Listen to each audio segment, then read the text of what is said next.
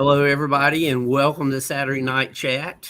Of course, I'm Jim, and to my right is Mogion Monster from What's Juan Fascination. what's up, everybody? Good to see you. How you doing, Jim? It has been an interesting week. I have been rebuilding an old laptop so I can use it for some of the uh, imaging, editing, and downloading from the 360 camera, so I'm not Okay. tied up. And right in the middle of downloading one of the pieces of software, getting it installed, I was didn't know ahead of time that it had a timeout. And if you didn't do a certain choice from the menu in a certain amount of time, it just stopped. Oh no. So I lost a couple of hours there, and that's what I was doing Thursday night. Hey, Tina, uh, Thursday, and so I finally got that finished, and it's just been a headache. But those headaches will take care. I'll take care of them when I'm not here. Tonight I have got. What is it doing to me? Roger, Tina, what's up? Good to see you. Oh, Roger Blair's come in also.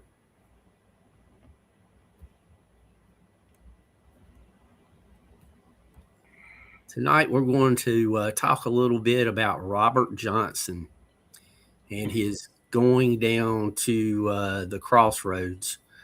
But I come across something I thought was interesting. It's just a place where they list some interesting facts in history, and I read through a few of them, and I thought this one might be a bit interesting. Today, in 1987, at Fender's Ballroom in Long Beach, California, No Doubt played their first concert. And during the break in the crowd, Tony Canal was in the crowd and met Gwen Stefani, which they later married, and he joined the band. But their breakup was supposedly the deal for them writing "Don't Speak." So this day in history, 1987, and Raymond, how's it going? Yeah, Robert Johnson. That's an interesting story, man. You know, a lot of the different versions of it, tons. but all along the same lines. But just different variations. Also, this past Monday here in Charlotte, uh, Tony DiCarlo passed away. He was the second lead singer for Boston after That's right. That's after right. Brad Delp passed away. And when I heard he had passed, I really hadn't kept up with Boston after Brad, but I was a little surprised to learn that he passed here in Charlotte. And I got to looking into it a little bit. Brad Delp passed away on March 9th, also in 2007. Who did? Brad Delp, the original singer for Boston. Oh wow. So they both passed away on March 9th. Wow. That's kind of crazy coincidence, which Robert Johnson was the first of the 27 club. This is true. He passed away at 27. But some of the stuff that I found about Robert was he was born in 1911, and he was growing up in Mississippi, dealing with the cotton fields. He was the result of a tryst between his mom and someone else other than the family. Yeah. And so he kind of had that burden on him back in those days. That we look at that a little different today than we did back then. So one thing that he had at an early age, he when he had time to sit on the porch and such, he would listen to the wind and get the different sounds that the wind made going through trees and various other things around him. And he could learn musical notes in his head almost immediately. He could hear a tune and hum it back. So he had that talent, but he was a terrible guitar player. No, he for a kid, coming a black kid coming from Mississippi, he was fortunate enough to be able to go to school, Yes. and he went to school in Memphis, excuse me, and actually studied music theory. Um, but he could not play guitar to save his life. He, he, he very started. good, very good harmonica player. Yep, I was going to say he started out with the harmonica, Yeah, and then he moved on. But the thing of it was he was told in school he would never amount to nothing as far as playing guitar. yeah. Then he kind of grew up, and his hard life didn't really get any easier because his first wife died in childbirth. And she was only 14 years old. Yeah. So she and the baby passed. So that's pretty, pretty difficult on him. Excuse me. Now, his guitar teacher, when he was back in Mississippi, I got two names for the guitar player. And the two names is pretty much different spelling of the same name. Zimmerman. Ike Zimmerman. Yes. Yeah. Or Zinnerman. Now, somebody, the guy who wrote Take a Walk on the Dark Side, Rock and Roll, Myths, Legends, and Curses, he said it was Zinnerman with two N's. But the only difference is two N's versus two M's. So one or the other has to be correct. And there's stories behind him saying, because he was a really good guitarist, and saying that he might have made a deal at the Crossroads originally and turned him onto it. Said, hey, you want to play, you got to talk to this guy at the Crossroads. He also took Robert to practice in graveyards. In cemeteries, yeah. So, that kind of just added to the mythology of the whole 9 yards. Now, the deal with the Crossroads was you go down to the Crossroads but a little before midnight. You sit down at the Crossroads, and a tall, dark stranger you never want to look at because he had glowing red eyes.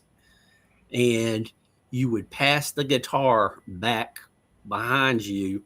The stranger would take it and just open tune it, I think is what they call it. And it would just be 1, 2, 3, 4, 5, 6. And, he didn't do anything apparently fancy with it.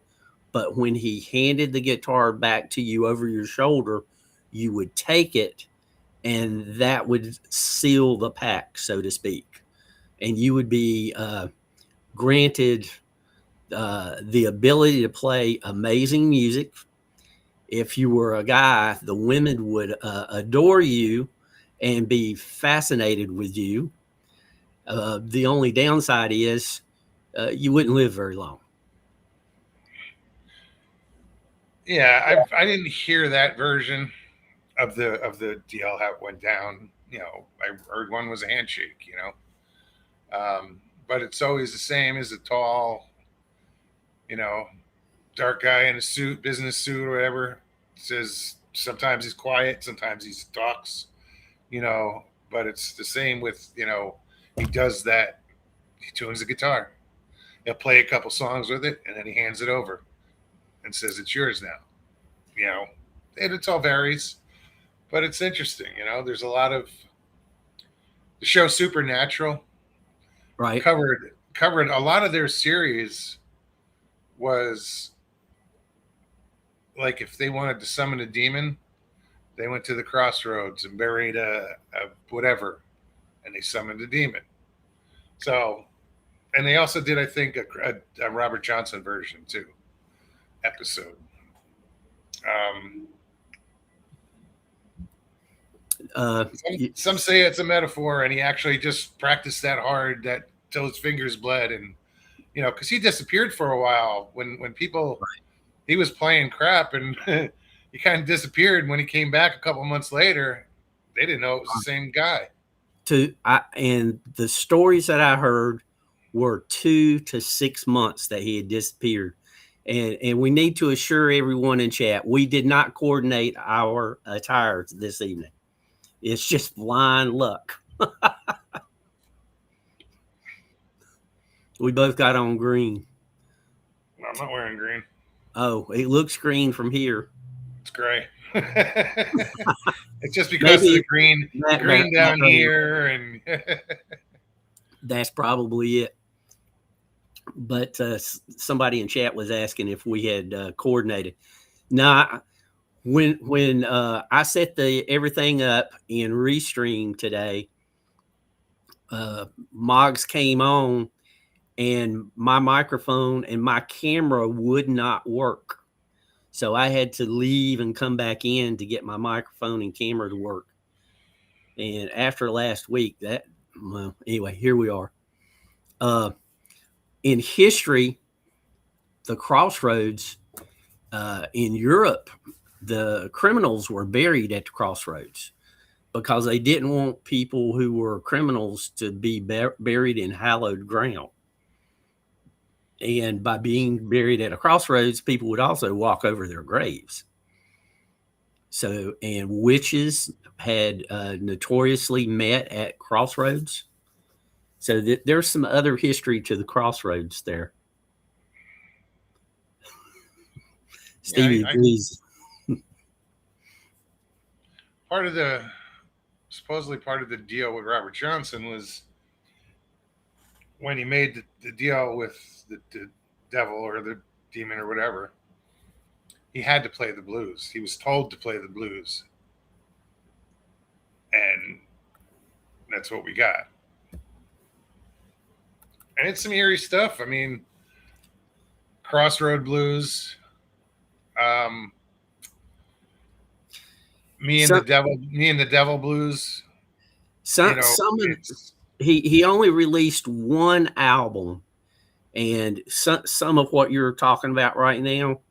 Let me look this up. One that interested me. Songs he recorded. Yeah, only 29, and he recorded them in 1936 and 37. Yeah. If I Had Possession Over Judgment Day, Me and the Devil Blues. Yeah. Hellhound, one about being chased by hellhounds. Hellhound on My Trail. There you go. And there was one other, Crossroad Blues. Yep. All of those. Made famous more by Eric Clapton. But he influenced a lot of people. Oh, tons. Because his music disappeared for a long time. And it wasn't until I forget what date that they found his recordings in a warehouse that he became more known, And when people like Bob Dylan heard those recordings, they were just like, "Oh my goodness," they were shocked. I agree, Tina. That's part of the Faustian connection. The story of Faust also came up in some of the things that I was looking up. Faust made a deal with the devil, and it didn't work out the way he thought it would, and ended up dying early. Who? Faust. Who's that? Faust. It's a story from history. It was basically somebody who made a deal with the devil. Probably the version of it that I know best was the movie from the 70s, Phantom of the Paradise. And this guy makes a deal with the devil, and his music becomes famous, but he ends up dying early. Yep, I'm going to get to The Devil Went Down to Georgia, So because that the movie that's out now that we just watched is one of the characters is supposed to be based on Robert Johnson. That's the movie Sinners, and the character Sammy is said to have been based on Robert Johnson. It's interesting because it takes place. Sinners takes place probably in the 30s, maybe even a little earlier. Yeah, yeah. I might have to check that out. Oh yeah. I'm not even gonna tell you about it. It's a horror movie, unexpected horror. It takes forever for that horror to get there, but it gets there. Now, somebody I know went down and did some research. The most famous Crossroads, and the ones that everybody claims, is outside of Clarksdale. It's at the intersection of Highway 61 and 49. Yeah. But this guy, he went down there and he went to a different location, and it was right near the Dockery plantation. But anyway, that's what I heard. He brought back some dirt, and he started having problems. So somebody said that they didn't believe him, and they took the dirt off of his hands, and but just a jar, little. All of his problems went away, but the guy who took the dirt started having problems. So he took it back to the Crossroads and dumped it. So that was an interesting little side story. Tina said she watched it today. I guess it's Sinners. Okay. So, also, what's the movie? Was it called Crossroads? There's a movie, Crossroads. Yeah, with Macchio. Same principle. Same type principle. In Faust, it's not a guitar, it's a fiddle. Just like in The Devil Went Down to Georgia. Gotcha. When Mephistopheles appears, it's with a fiddle. And then The Devil Went Down to Georgia, they're playing for a golden fiddle. Rosewood, Mississippi is another place that might be the Crossroads, and it's at the intersection of Highway 1 and 8. And it's just south of Rosedale. And I believe any Crossroads would have worked. Right. When it came to that. And I think this is an unfortunate sign of the times. They're going to lay claim to it whether there's any fact or fiction to be had, because it's a tourist attraction. They're going to make money. Oh, sure. And it muddies the water. But back to what we were saying, Johnson was a terrible guitar player. Nobody wanted him to play with them. He would have the equivalent of what we would call today open mic night. He would get up and people would ask for him to be taken off the stage. Yeah. He was that bad. So he disappears. He's gone for somewhere between 2 and 6 months. I've heard as little as 2, as much as 6. And when he comes back, not only can he play, he can sing. People are saying he is playing like 2 people at the same time. I think there was a musician today. Wasn't the Stones? It was, I forget what band they were with. They said that too. It was like there was 2 people playing at once. Right. So I don't even, let's go with the 6 months. He was absolutely terrible. Nobody wanted to hear him play. People telling him to get off stage. And 6 months later, he sounded like two people playing at the same time and playing extraordinarily well. But he People's was playing with emotion too, all of a sudden, and the singing, and people were paying attention. Yep. You know, like how does that happen? That, I mean, they were. It's a different person. It's just a different person. Oh, Suspicious Skies, welcome. Good to see you. Haven't seen Suspicious Skies in a little while. Right on. So let's see here. If you go and want to see the Crossroads, probably Clarksdale. They've got some huge guitars at the Crossroads there. It's a great tourist attraction. So the 29 recordings he did in 36 and 37, although it only took him a few days to do them, and he recorded those at San Antonio and Dallas. Yeah. So Stevie says they say he came back a guitar genius. yes, I mean, any one person who can play and sound like two people playing, that's off the charts. Suspicious Guys, basically, that's the rumor is that he did make a deal. Right. And his death was as tragic as anything else.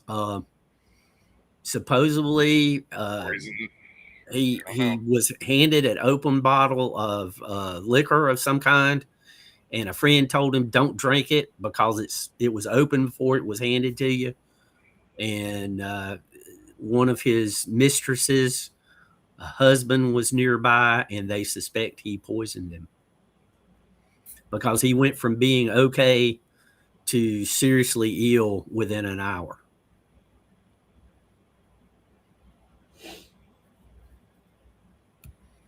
There's a second part. The devil went back to Georgia. Marty Stewart, Travis Tritt, and Johnny Cash sang the song, and Charlie Daniels and another guy played fiddles. Have to check that out. I have not seen that. I agree with you. I'll have to check that out. Marty Stewart and Travis Tritt hung out a lot together. They did a lot of stuff. I have to look into that. I don't recall that. I know I've never heard it. Well, if you like that kind of music, everybody out there in chat, you might want to look into the Merle Fest. It's coming up here before too long in Wilkesboro, North Carolina. It's for Merle and Doc Watson. And they usually have a wide variety. It's a 3-day event. People camp out there. Nice. Yeah, they're having today it was right over next door. We have the park, and they're doing a 2-day event. It's an Irish festival, barbecue cook-off, and pretty cool. Irish. What is Let that? me stand up. Yep. Oh, it's a yeah, St. Patrick's Day is coming up. Yeah, in 2 days, right? Tuesday, I think. 17th. Yeah. Today's 14th, right? 17th. So something like that. The Ides of March are tomorrow. Yay. Wow. I pulled up some of these. It's the list of 29 songs. And I found it interesting that one of the songs was Sweet Home Chicago. Yep. Blues Brothers made, you heard that in the Blues Brothers. Yeah. Honeymoon Blues, which, that kind of falls in line with his life story. Stones in My Pathway.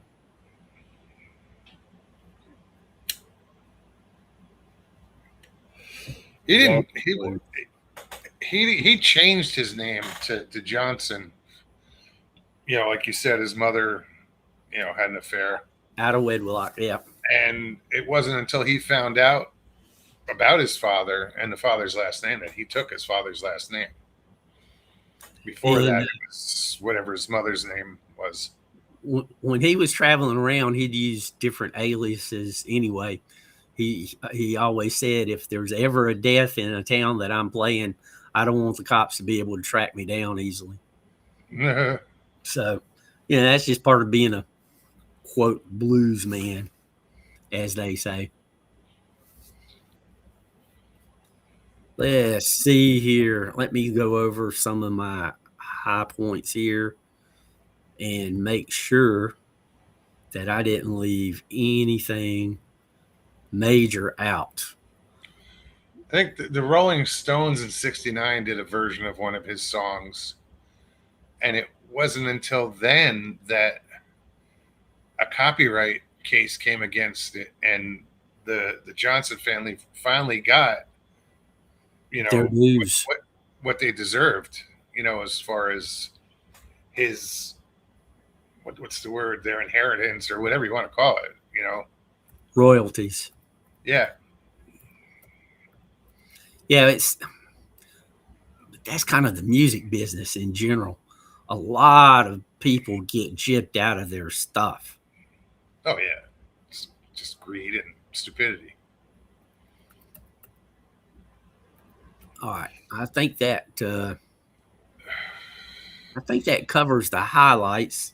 Anybody in chat have any other comments, suggestions, questions?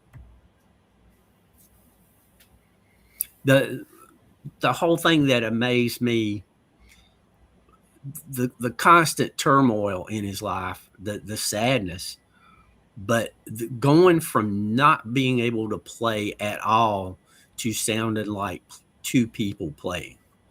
They said it sounded like he had two guitars and four hands. I've listened to some of it. It's interesting. Yeah, it's It's different. blues. It was a slide. He used that sleeve on his Mm-hmm. finger. Um, it's different. So and he, like you said, he influenced so many people. Uh, the Stones, uh, Clapton's, said some things. Uh, Pretty much all the British bands. The blues went over to the UK and came back as the British invasion. Right. Pretty much in a nutshell is what that was.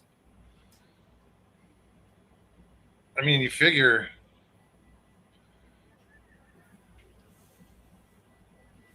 that it was recorded in '37. He passed in '38. Yep. I mean, that's only 37 is only 30 years before I was born. You know, when you look at it that way, it's a little different. I was listening to some stories, and he died at 27. In my mind, I'm going, how much could he have accomplished by 27? As far as they said he was kept moving around and did it.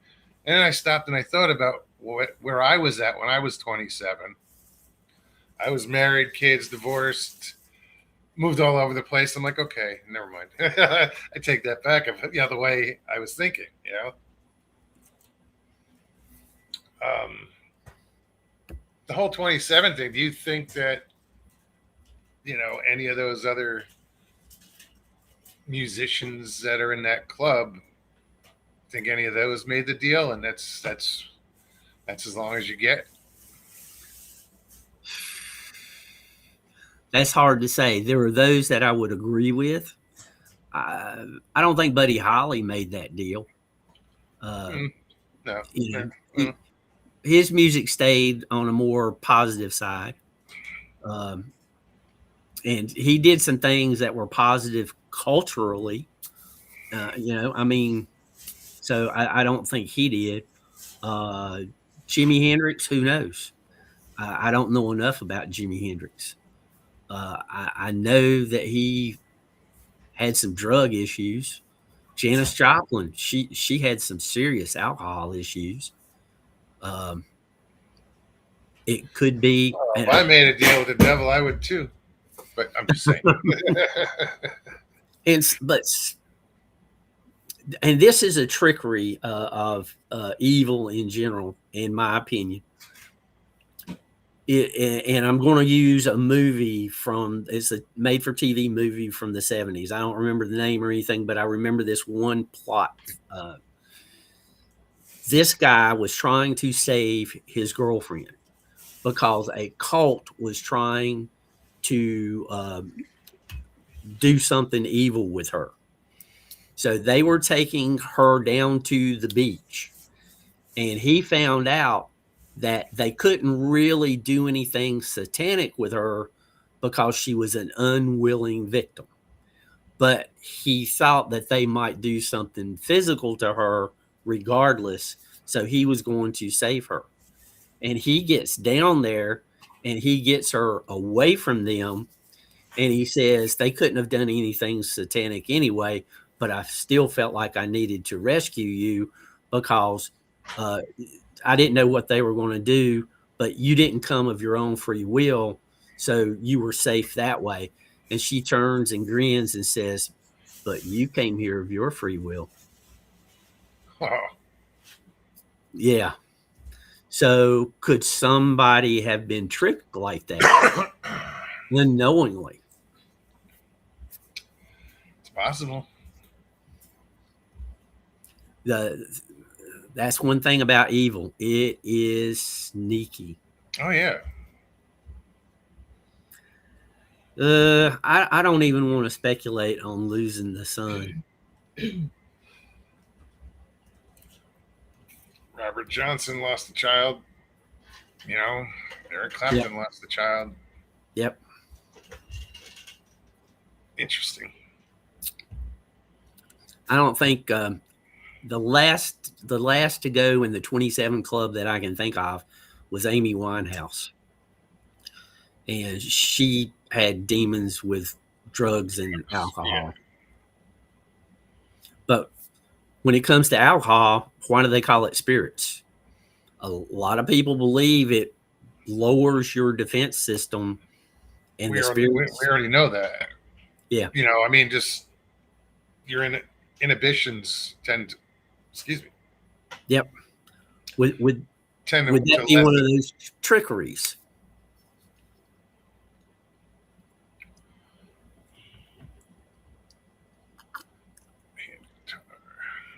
Otis Redding, maybe?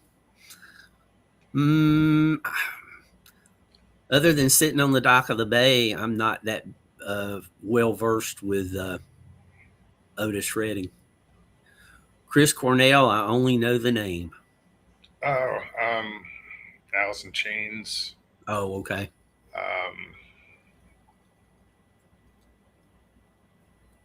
What else? How old was he when he passed? That one I don't know. Yeah, that's. Hold on. Let me look that up real quick. Chris Cornell.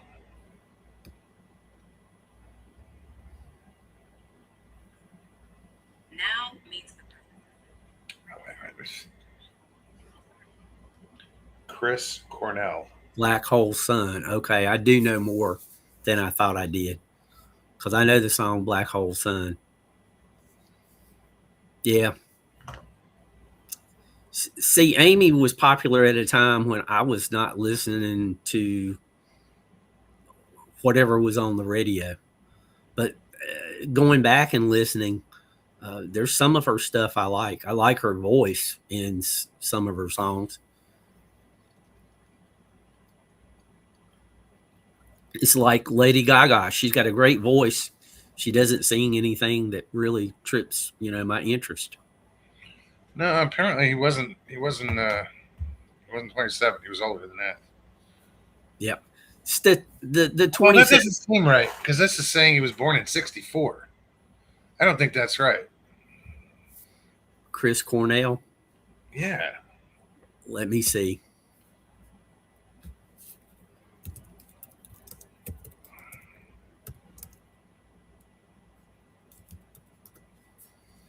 Because like I don't know that much about Chris Cornell, so I'm like I don't. It just seems like he should be younger than me. Not like I don't know. First thing that come up was a book. Let's see here. July, it says 64. Christopher John Boyle. Died in 2017. Yep. May 18th, 2017. Born July 20, 1964. He opted out. Gotcha. Suicide.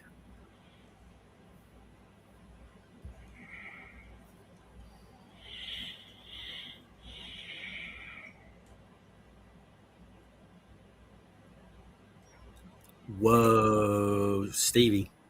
I haven't seen that. But that would explain a lot of things. Because Eternal life. No. he's been around a long time, and let's face it, he's not the best of singers. His singing voice is a very acquired taste. And very acquired.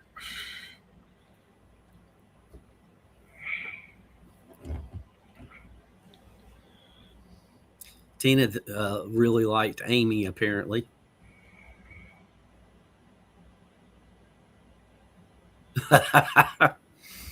Suspicious Skies says he thinks the 27 Club stopped when it was figured out. Now it's just when you know too much.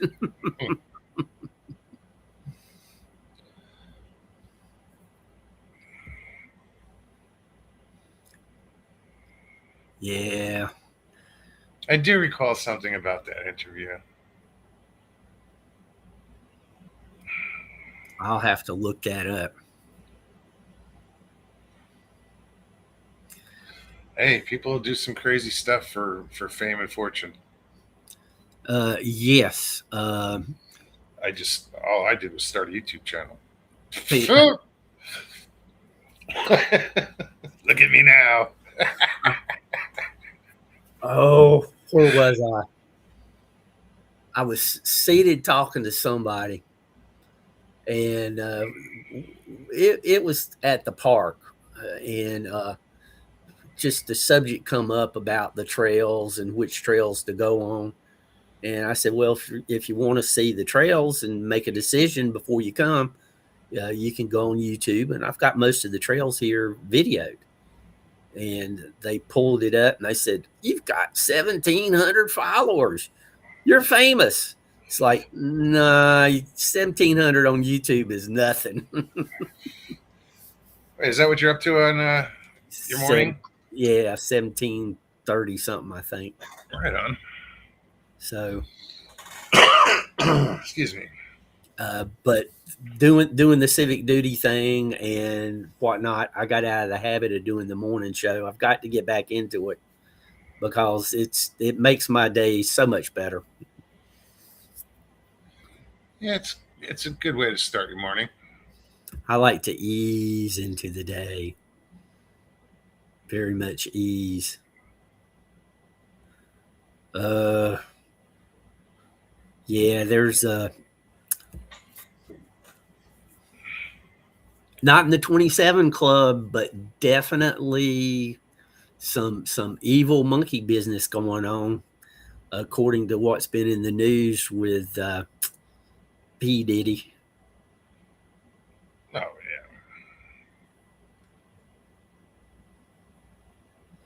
I mean that's I don't care what anybody says. Some of the stuff I've heard come out of the whatever they call those parties. Mm-hmm. Nah, it's bad stuff. Not a good place to be. Not a good place to be at all. I think he is a demon.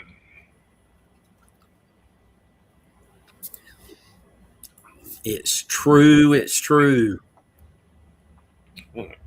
Kanye. Yeah, there's another one. Kanye West.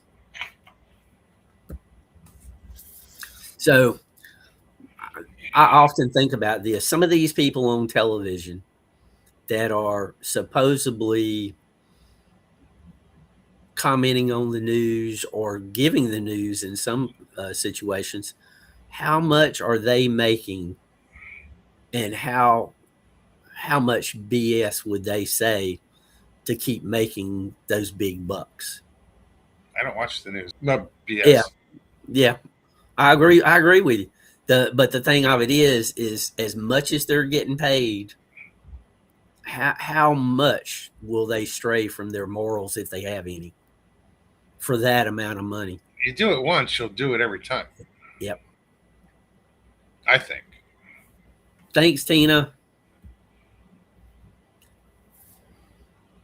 I've been very lucky and absolutely amazed, and it's all because of you guys, every last one of you.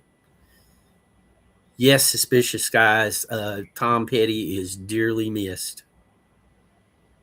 I remember in 1980 getting his album Damn the Torpedoes, and it was just so great.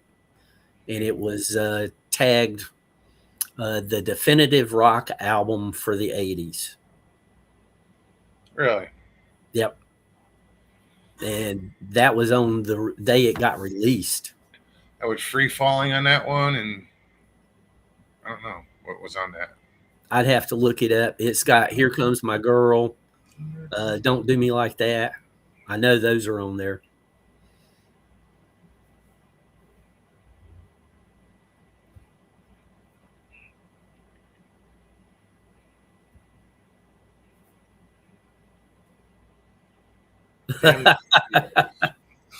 Tina, look up the lyrics to a song called Timothy. I think it was Timothy. And the funny thing is, it was written by Rupert Holmes, the guy who wrote the Pina Colada song. Yeah. Yeah, Timothy. It was a very happy-go-lucky, musically played song, upbeat, and it was about 3 people getting trapped in a coal mine, and only 2 came out. And they were in there a long time and got very hungry. And it was up on the charts pretty much, and that was 68 or 9. So do you think like one of them looked at the other one and says, "Got a light"?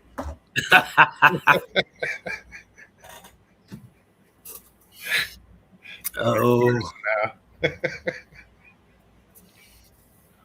Yeah, Tom Petty's something else. He didn't have the greatest of singing voices, but he did very, very well. He stayed in his pocket and did a great job there as far as the singing goes. His writing was fantastic. Yeah, Tom's been gone a while.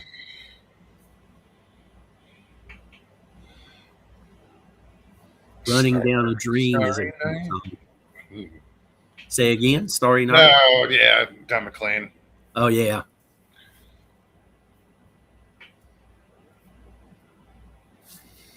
The 80s were a great time for music, man. Roughly 65 to about 87 was the best time in music history, in my opinion. Yes. Yeah.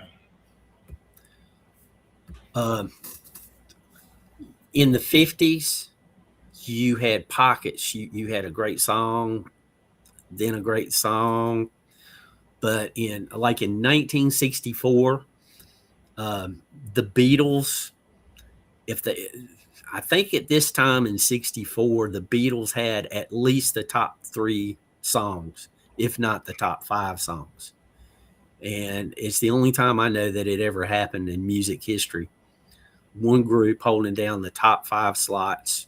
I know they did it at one time, I think, but I don't remember exactly when. That's crazy. But this week, I know they had at least. There was no competition. they were throwing out that good of music. Yeah, well, yeah. You start looking at some of the songs that never made it onto the charts, and they're huge now. They stood the test of time. It was just so much good music.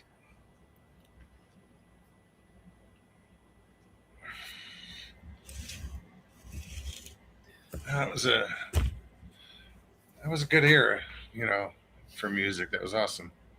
In going back to the Boston lead singer, go back to Brad Delp. He was a fantastic singer. If you listen to uh, More Than a Feeling and listen to his singing, he's right up there with Steve Perry. I don't know why he doesn't get the justice. Even I forget about him at times because he was not how to put it. He was that good of a singer, but he never pushed himself that much. And he was with Tom Schultz in 1970. Uh, and they were working together for several years before they released um, Boston. I wish I don't know if I want to be 47 again or I not. was curious about that number though. Like that's just a random, 47. That's a specific number. Why? And Suspicious Skies, I'm surprised they didn't pick 47. 42. I'm surprised they didn't pick 42, the answer to the universe. Okay, he was born in '79, so But Boston released their debut album just about the same time that Foreigner released their debut album. Police came onto the scene in the late 70s. Blondie came up. Um, Van Van Halen. Halen. Oh my Yes, gosh. yes. Journey, when they switched over to Steve Perry as the lead singer, uh, that was when they really hit it big. They were a blue. They were closer to a blues band than before when Steve came on. But that's a whole other story. Now, Suspicious Skies, yeah, it can be synthesized, but it doesn't. To me, it doesn't have the same soul. Let's call it the human touch and soul. There's some AI music that I think sounds pretty good, and I listen to it once or twice, and I'm done. It's a throwaway. But I'm sure you got songs from when you remember from when you was a teenager you listen to today because the people were actually playing instruments. They were actually writing, creating.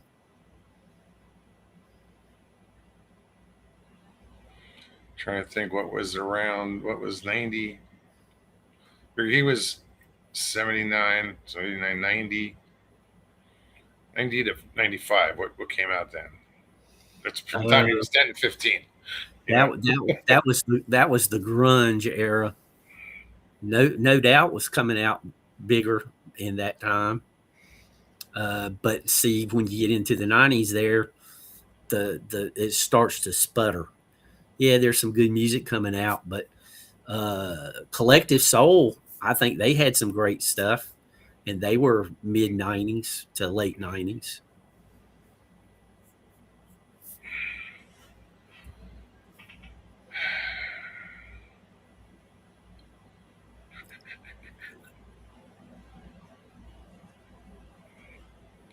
What was Uh, the what was the Detroit sound? uh, Ted Nugent, Bob What's that? Seger, Bob Seger. Really? Yeah, Bob Seger was from Upper Michigan. Okay. Yeah, yeah. Kiss did Detroit Rock City, so they were involved with that. Suspicious Skies. I've only seen one of those bands in concert. Can you guess which one? Metallica. I want Suspicious Skies to try to guess. Which ones?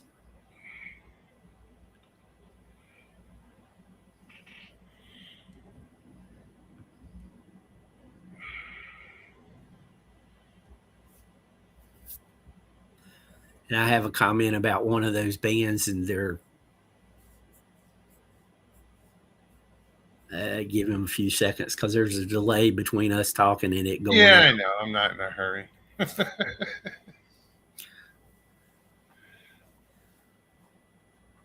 Roger Blair, Def Leppard, I definitely like them.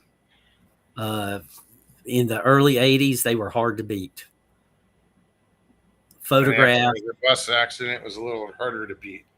yep. But he learned. He learned how to play Oh, I one did part, double one bass pedals, and yeah. uh, I saw photograph. Pantera in concert. Really? Yeah, wasn't on purpose. I used to bounce at a rock club. It was a biker bar rock club, and one of the guys that hung out there approached me one night. He's like, "Dude, do you want to go up to Nyack, New York, to this place called the World Stage?" I'm like, "What's up there?" He goes, "Oh, there's a band playing." Okay. So we drove the hour to get there and go in the back door and come out onto this balcony, and I'm looking down at a mosh pit and Pantera on stage. Cool. I was like, Happy, what the hell is this? happy accident. What's the most Okay, you've you're ever muted. paid? Who? Me? Yeah, no. Says I'm live. Still muted. Seem to have lost. Check your side. Did I lose? Oh, wait a minute. Yeah. The Did you unplug? It's not you, dude. It's me. That plug, is that plugged in? All right, let me unplug my speakers. Hold on. How about now? Can you hear me now?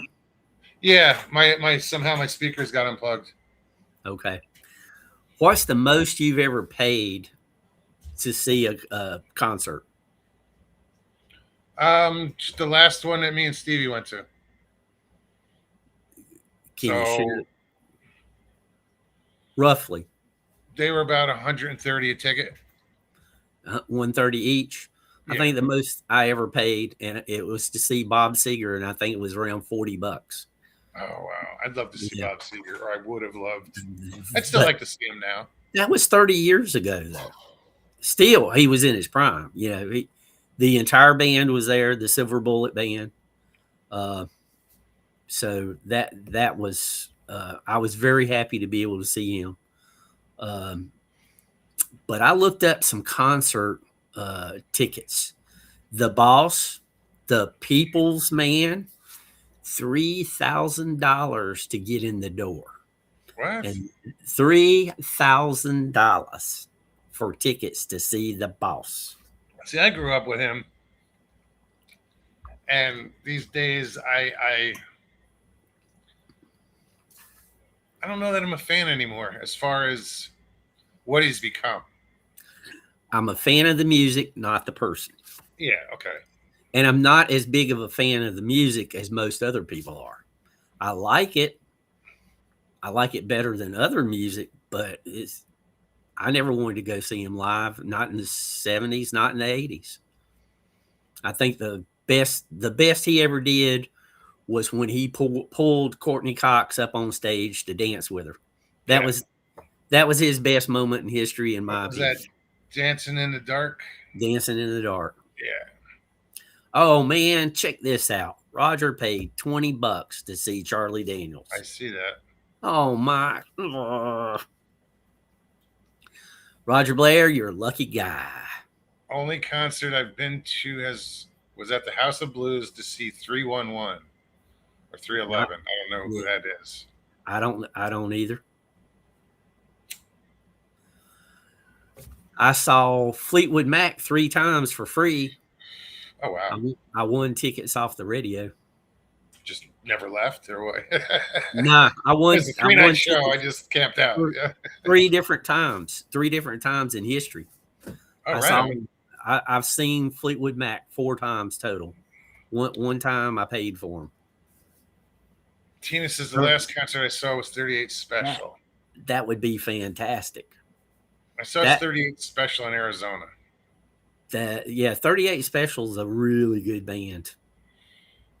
I'm friends with the current guitar player from 38 Special. I'm friends with his son. He works right next door. He started working on the dock with us. Not with me, but with the other boat company. So nice kid. You know, Down to earth. his mom was a groupie. Oh, say no more. But apparently it worked out for him. I don't know. Yeah, he's a cool kid. 1990. That would have been a great time to see Charlie Daniels. At the risk of boring you guys, I may or may not have said this before, but my favorite Charlie Daniels story was he was on one of the late night talk shows being interviewed. He said he tried to get into Studio 54 in New York, and the guy said, "You're not Charlie Daniels. I know Charlie Daniels, and you're not him." Apparently, somebody had been coming there impersonating Charlie Daniels. Uh, uh, uh. That's funny. And that was the place to be back then. Was Back then, Studio 54. didn't matter if you were country music or what. Just could you imagine the decadence that went on in that place? No, I don't want to know. I'm I'm glad I led a semi-sheltered life here in North Carolina. Northwoods, we don't want to hear that you missed out on Rush. We want to hear that you saw Rush. Yep. But here's the deal. When tickets started getting into the $30-$40 range, unless it was somebody I really wanted to see badly, I didn't even bother because I could go buy their albums or CDs and listen to them indefinitely.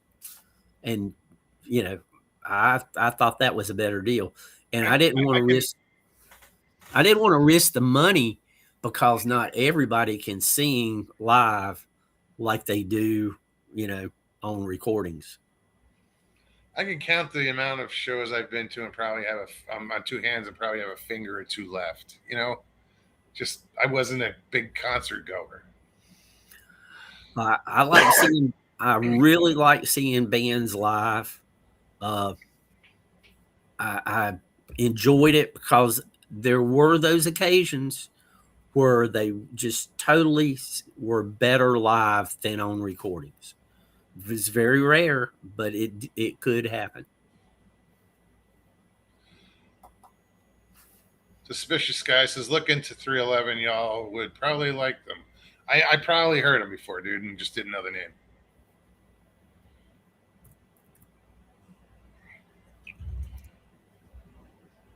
Well, they got quite a few songs. Couple of million views, 21 million, 40 million. Yeah, I'll be checking those out after. Let me get back to this. Oh, 311? Yeah, I just looked them up real quick on YouTube and they came right up. Like I said, 20, 30, 40 million songs. So views.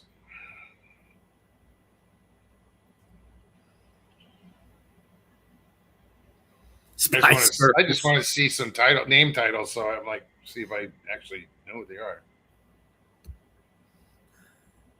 Stevie, we won't hold that against you. She saw the Spice Girls. For her daughter, come on. I know. The sacrifices that we make. If I could meet Scary Spice, I would do it. Posh, nope. Scary, yes. I did manage to get to a Maynard Ferguson concert in early 1987 and saw an old guy named Donald O'Connell. The summer I was at music camp. Okay. Maynard Ferguson. Doesn't ring any bells. Well, I know the lead singer for Tool. His name is Maynard. I just don't. I'm trouble remembering his last name. Stevie, I'm just picking with you. We all have different music taste. And the Spice Girls, they had their niche. They were extremely popular. Oh yeah, it was good. Hold on, where you want? I had to pull that band up. I want to see who they are. Well, Moggs, we said hello, and it's been an hour. It's Already? been over an hour. No. Yeah, it's been over an hour. So, Well, I think we have had a success. I think I know I've enjoyed the chat tonight. Maynard Ferguson was a trumpet player who had an extremely high range. Cool. I will. I wasn't a big. The only trumpet player I really knew was Dizzy Gillespie. I mean, knew him. He was a neighbor. I will be looking up Maynard Ferguson because I like trumpet. So, well, guys, I hope everybody had a good time tonight. I know I did. Stay away from those crossroads. Don't make any deals. What else?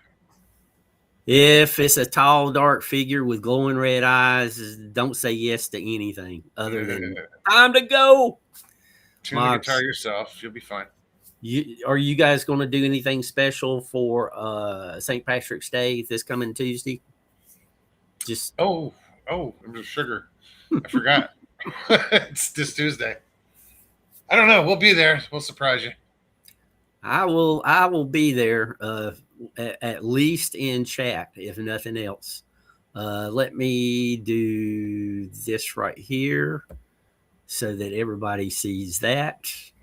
And I am going to say thanks to everybody tonight. You are greatly appreciated. And as always, I hope nothing but kind words come your way. Take care. Be sure to hit that like and subscribe and leave comments, guys. Thanks.